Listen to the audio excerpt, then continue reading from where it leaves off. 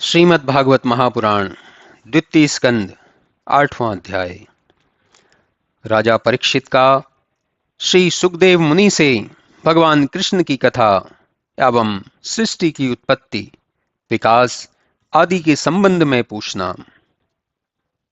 इतनी कथा सुनकर राजा परीक्षित ने श्री सुखदेव जी से कहा, हे महात्मन, अब आप मुझे श्री कृष्ण जी के उन उत्तम चरित्रों को सुनाइए जिन्हें सुनकर मैं संग रहित हो बड़े सुख से अपने इस शरीर को त्याग सकूं। क्योंकि जो मनुष्य श्रद्धा से चित्त लगाकर नित्य ही भगवान श्री कृष्ण जी के चरित्र को कहते और सुनते हैं, उन मनुष्यों के हृदय में भगवान थोड़े ही समय में आ बसते हैं। फिर तो वे भगवान अपने उन भक्तों के सब पापों का वैसे ही नाश कर देते हैं जैसे जल के मल को शरद ऋतु नाश कर देता है। हे मुनीश्वर, अब आप मुझे यह बतलाइए कि पृथ्वी आदि पंच महाभूतों के संबंध से शून्य इस जीव के शरीर का प्रारंभ कैसे होता है? उसका कोई कारण है या नहीं? इस संबंध में आप जो जानते हो वह मुझसे कहिए।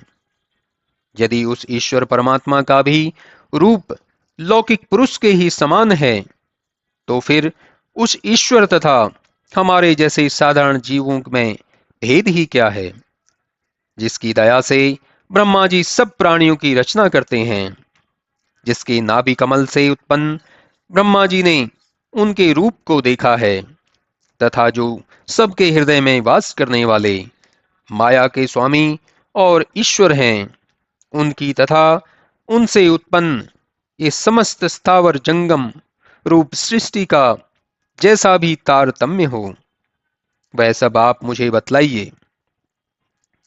फिर यह कहिए कि उस ईश्वर के बाहर और भीतर के भेद से ब्रह्मांड का क्या प्रमाण है? उस क्रम में वर्णों, आश्रमों तथा महान पुरुषों के चरित्रों का क्या निश्चय है, यह भी आप मुझे बतलाइए। फिर यह भी बतलाइए कि वे भगवान विष्णु युग युग में अवतार लेकर कैसे कैसे चरित्र करते हैं, तथा उन युगों का क्या धर्म है और क्या प्रमाण है। मनुष्यों का विशेष या साधारण धर्म क्या है, राजाओं का राजधर्म और आपत्ति के समय आपद धर्म का क्या कर्तव्य है, यह सब आप मुझसे वर्णन कीजिए।